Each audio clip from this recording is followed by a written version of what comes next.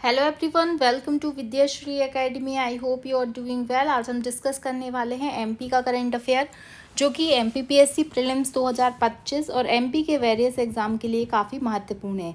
चलिए स्टार्ट करते हैं। आज की जो फर्स्ट न्यूज़ है वो है कि 28 राज्यों में हरियाणा में सबसे ज़्यादा बेरोजगारी घटी है। ये हम पेरियोडिक लेबर फोर्स सर्वे को पढ़ रहे हैं, जिसमें बताया गया है कि किस राज्य में कितने प्रतिशत बेरोजगारी का वर्तमान स्टेटस है। अगर हम सरकारी आंकड़ों की बात करते हैं तो मध्य प्रदेश में 1% से ज़्यादा कम बेरोजगार, और सबसे ज़्यादा बेरोजगारी कहाँ पर है? गोवा में। तो ये हमें समझना होगा कि किस तरीके से इसमें बेरोजगारी सभी उम्र वालों के लिए यहाँ पर आंकड़े दिए गए हैं, जैसे कि पंजाब, राजस्थान, हरियाणा, मध्य प्रदेश, इस तरीके से ये आंकड़े दिए गए हैं। और अगर वर्क पॉपुलेशन रेशो की बात की जाए तो इस तरीके से ये बताया गया है। ये कौन सा सर्वे है? ये सर्वे है पेरियोडिक लेबर फोर्स। तो मेंस में भी अब जब भी बेरोजगारी से रिलेटेड कोई क्वेश्चन पूछा जा सकता है तो आप ये आंकड़े बता सकते हैं। तो याद रखना है कि हमें 11 राज्यों में छत्तीसगढ़ में कामकाजी लोग सबसे ज़्यादा हैं। छत्तीसगढ़ में सबसे ज़्यादा वर्क फोर्स है। उसके बाद बात करते हैं गुजरात, उसके बाद महाराष्ट्र, राजस्थान। और अगर हम बात करते हैं हमारा मध्य प्रदेश इसमें कौन से नंबर पर आ रहा है, तो 6वें नंबर पे मध्य प्रदेश का कामकाजी मतलब बेरोजगारी के क्षेत्र में काम करने वाले लोगों की संख्या है। इसके बाद अगर हम बात करते हैं बेरोजगारी दर में, तो बेरोजगारी दर में जो मध्य प्रदेश का नंबर आता है वो काफ़ी यहाँ पर आपको मिलेगा। कहाँ पर? 0.9 नंबर के साथ में यहाँ पर ये देख सकते हैं आप मध्य प्रदेश का रैंक। तो ये कुछ आंकड़े बताए गए हैं, तो ये आपको याद रखना है। इसके बाद में एमपीपीएससी से रिलेटेड एक न्यूज़ है कि जो राज्य सेवा परीक्षा 2023 का रिजल्ट है वो बहुत ही जल्द आने वाला है, और इंटरव्यू जो है वो 2025 मार्च अप्रैल तक हो जाएंगी। तो ये भी आपको पता होना चाहिए। इसके बाद नेक्स्ट न्यूज़ है कि रतलाम में बनेगा मध्य प्रदेश का पहला सरकारी संत निवास। तो ये आपसे प्रीलिम्स में भी पूछा जा सकता है कि मध्य प्रदेश का पहला सरकारी संत निवास कहाँ बन रहा है, तो वो बन रहा है रतलाम में। क्या आप बता सकते हैं कि रतलाम के कौन से प्रोडक्ट को जीआई टैग मिला है? आई होप आप सभी ने रतलाम का नमकीन ज़रूर खाया होगा। तो रतलाम के नमकीन को ही क्या मिला है? यहाँ पर जीआई टैग मिला है। इसके बाद हम नेक्स्ट न्यूज़ की बात करते हैं कि उज्जैन में 46 करोड़ की लागत से प्रदेश का पहला डेयरी टेक्नोलॉजी कॉलेज स्थापित किया जाएगा। उज्जैन महाकाल जी की नगरी है, आप सभी इससे परिचित ही होंगे। और आपको पता होना चाहिए कि उज्जैन जो शहर है, उज्जैन शहर में क्या बना है? महाकाल लोक कॉरिडोर। और ये क्या है? यहाँ पर अभी वैदिक घड़ी की भी स्थापना की गई है। तो इस तरीके से उज्जैन चर्चा में रहता है, चूँकि हमारे मोहन यादव जी जो कि वर्तमान मुख्यमंत्री हैं, उनका जो क्षेत्र है वो भी उज्जैन है। तो ये आपको याद रखना है कि 46 करोड़ की लागत से पहला डेयरी टेक्नोलॉजी कॉलेज यहाँ पर स्थापित किया जाएगा। तो ये न्यूज़ थी, आपको पता रहना चाहिए कि इसकी स्थापना कहाँ पर हो रही है? उज्जैन में हो रही है।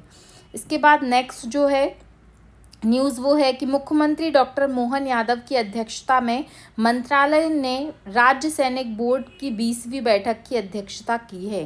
तो ये आपको पता रहना चाहिए कि सैनिक और सैनिक के परिवारों के हित में कुछ महत्वपूर्ण निर्णय लिए गए हैं, तो उसकी बैठक हुई है।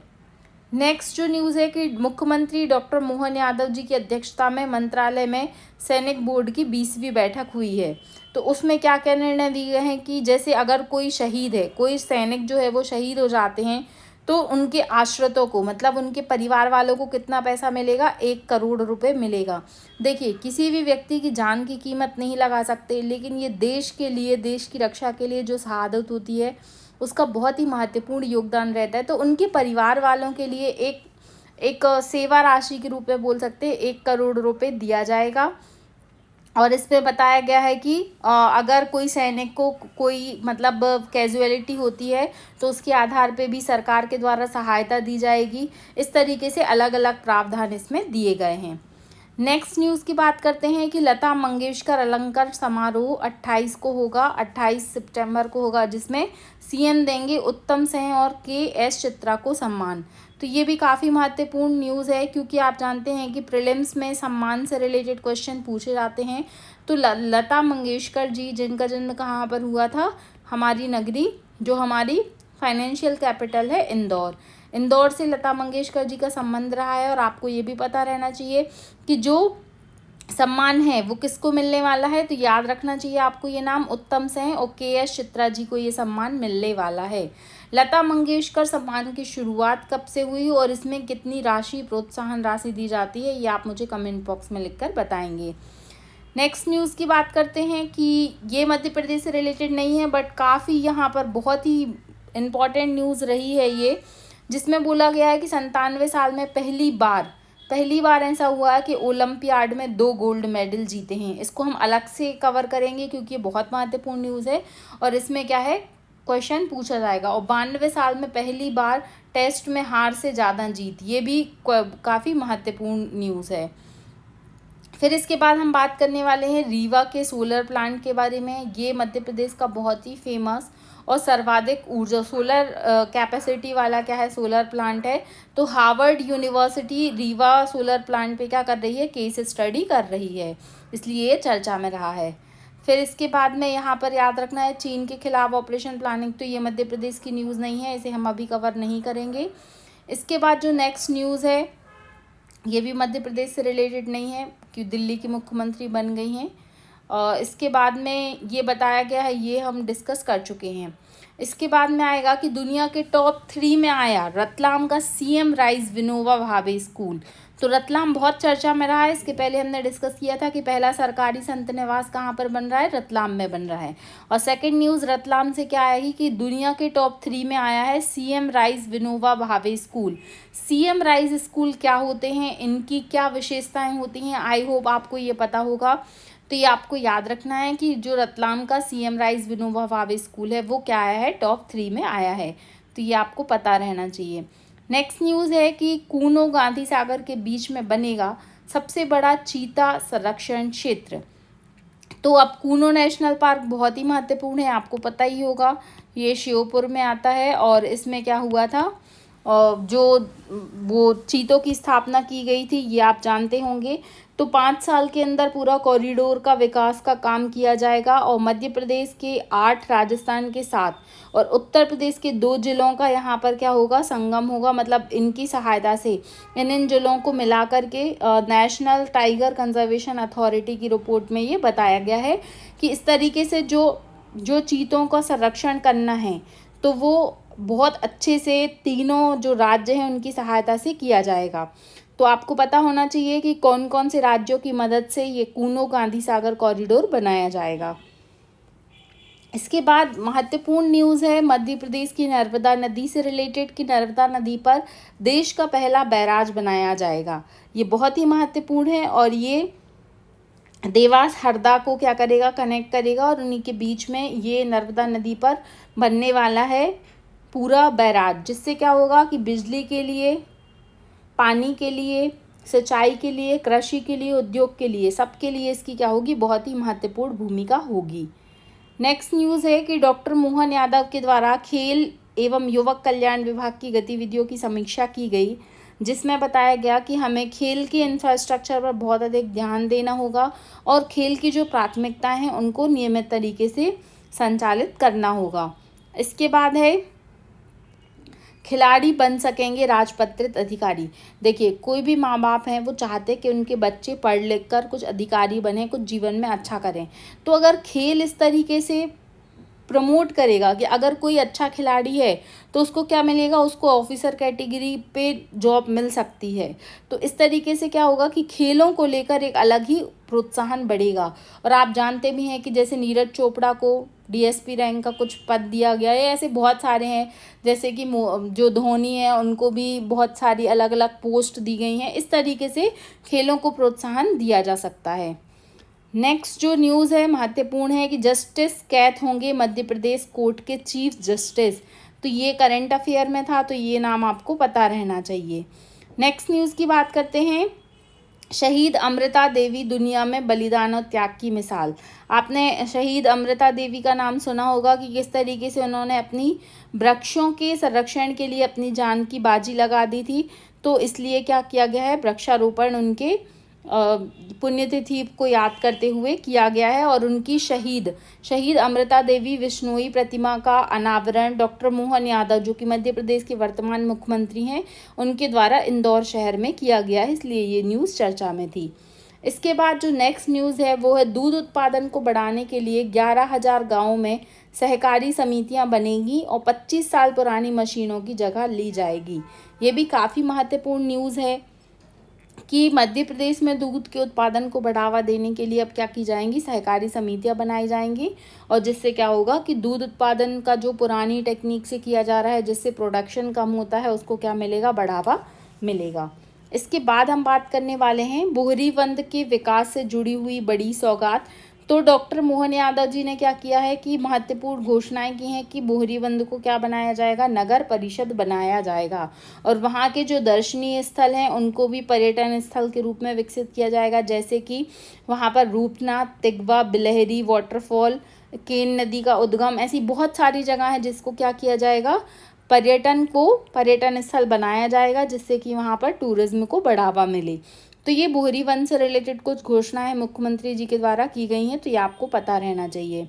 नेक्स्ट न्यूज़ है कि मध्य प्रदेश सरकार का उद्देश्य है कि जो जनजातीय वर्ग हैं उनका उज्जवल भविष्य बनाना।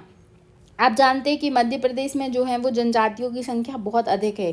सबसे ज़्यादा हम बात करते हैं कि यहाँ पर भील और उसके बाद गौड़ ट्राइब पाई जाती है।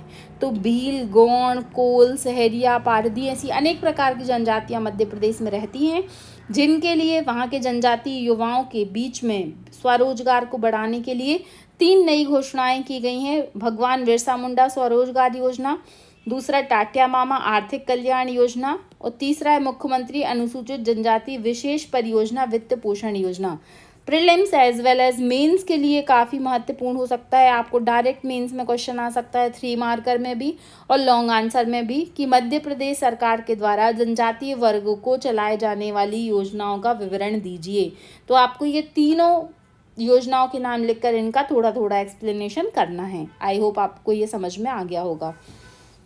इसके बाद अभी हमने बात करी जनजातियों से रिलेटेड, तो उसी में एक पिछड़ी जनजाति आती है सहरिया। आपको पता रहना चाहिए कि मध्य प्रदेश में 3 पिछड़ी हुई जनजातियां कौन कौन सी हैं। तो बैगा, दूसरी है भारिया और तीसरी है सहरिया। तो सहरिया जनजाति कहाँ मिलती है, तो मध्य प्रदेश का जो नॉर्थ वाला पोर्शन है, शिवपुरी, ग्वालियर, यहाँ पर आपको क्या मिलेगी, सहरिया जनजाति मिलेगी। तो अब क्या होगा, सहरिया जनजाति के लिए मध्य प्रदेश सरकार क्या करा रही है, पक्के घर देने वाली है।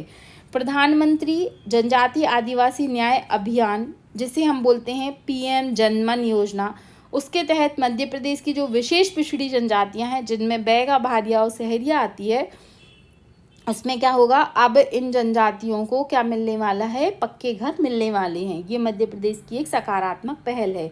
इस तरीके के घर मिलेंगे जैसे आपको स्क्रीन पर दिख रहे हैं। इसके बाद नेक्स्ट जो स्लाइड है उसमें बताया गया है कि अब खुद के पक्के घर में रहेंगे PM जनमन योजना से मिली सौगात। तो ये हमने अभी डिस्कस कर लिया है कि किस तरीके के पक्के मकान मिलेंगे।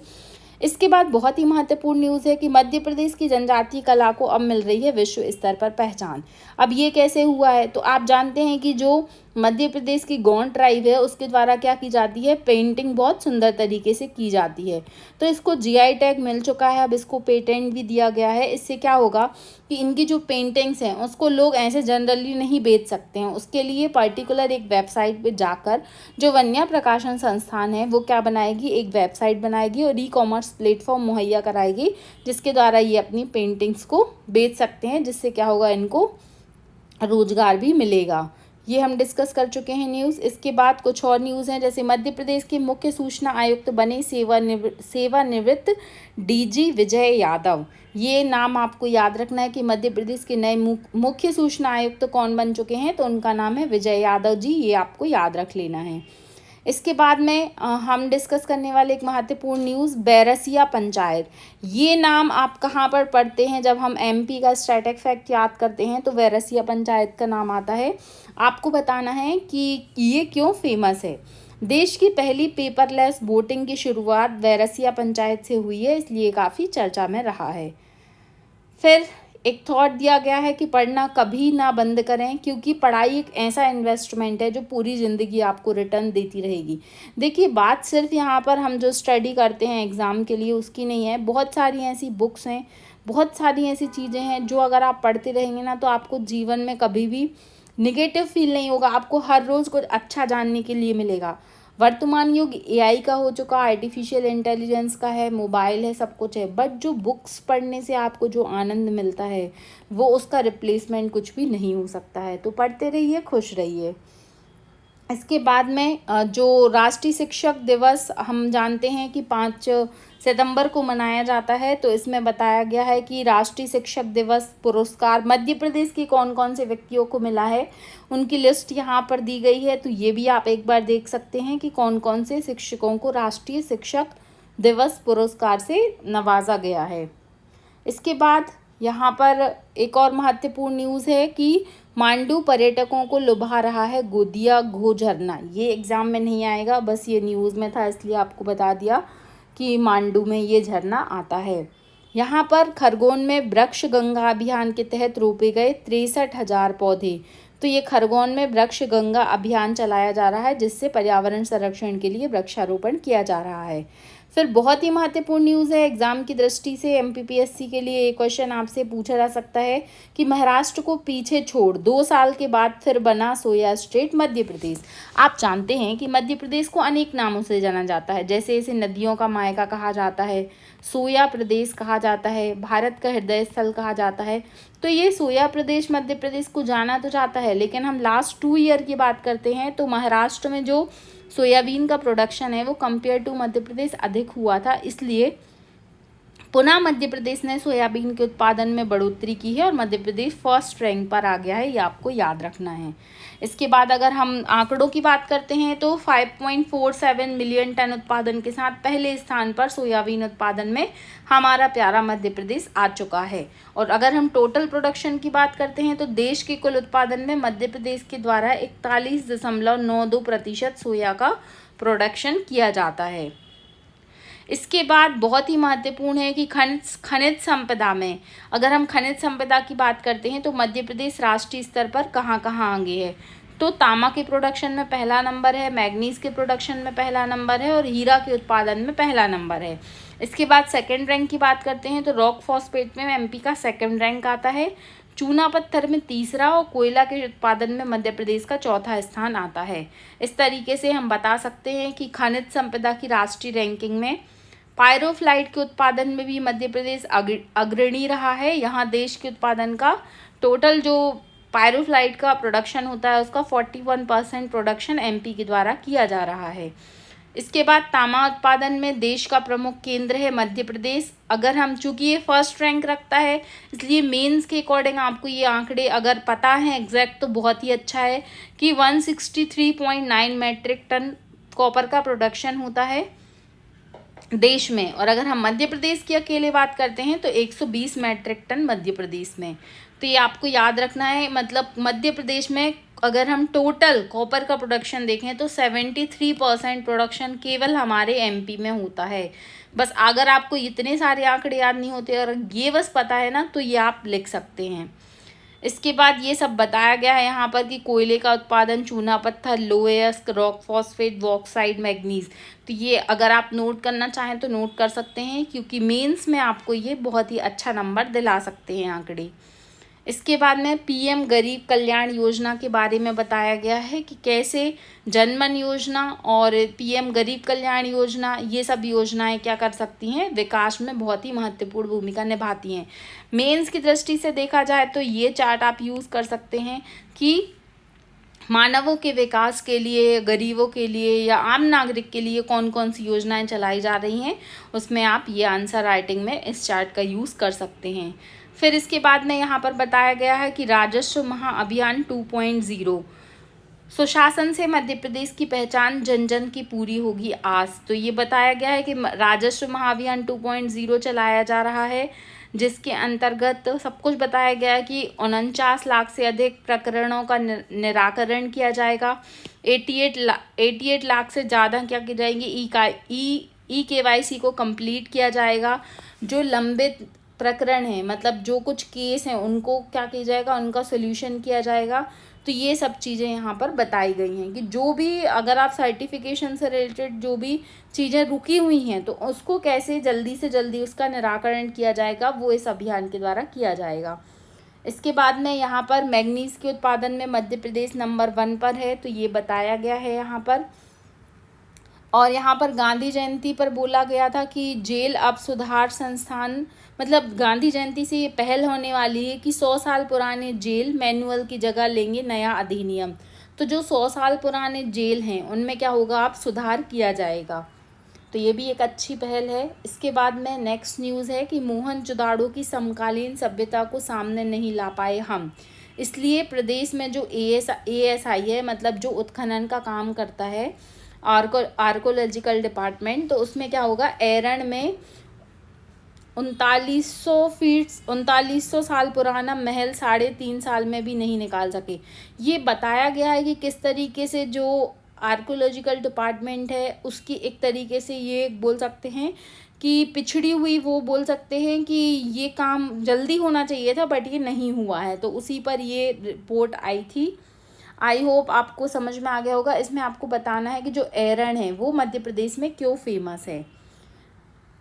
फिर नेक्स्ट न्यूज़ है कि इंदौर के सोहम को भारतीय अंडर-19 टीम की कमान मिल चुकी है। तो इंदौर से रिलेटेड हैं ये खिलाड़ी जिनका संबंध क्रिकेट से है। इसके बाद में मध्य प्रदेश के बहुत सारे खिलाड़ियों ने पैरा ओलंपिक्स में भी बहुत अच्छा परफॉर्म किया है। तो उसी से रिलेटेड है कि 10 मीटर शूटिंग में ब्रॉन्ज भारत के लिए 5 मेडल। तो रूबीना को ब्रॉन्ज मेडल मिला। पैरा ओलंपिक में पहली बार मध्य प्रदेश को पदक मिला है, इसलिए काफ़ी महत्वपूर्ण हो जाता है। और रूबीना फ्रांसिस जो कि भोपाल की खिलाड़ी हैं और इनका संबंध किससे है, शूटिंग से है, ये आपको पता होना चाहिए। तो ये कुछ महत्वपूर्ण न्यूज़ थी मध्य प्रदेश करंट अफेयर से रिलेटेड। आई होप आपको ये करंट अफेयर समझ में आ गया होगा। इसको बस आप 1-2 बार सुन लीजिए, जो आपको महत्वपूर्ण लग रहा है वो अपनी कॉपी में नोट कर लीजिए। इस तरीके से आप चाहते हैं कि मैं मध्य प्रदेश करंट अफेयर और नेशनल और इंटरनेशनल करंट अफेयर पर वीडियो लाऊँ, तो आप कमेंट बॉक्स में अपना ओपिनियन बता सकते हैं। Thank you so much. पढ़ते रहिए, खुश रहिए। जय हिंद, जय भारत।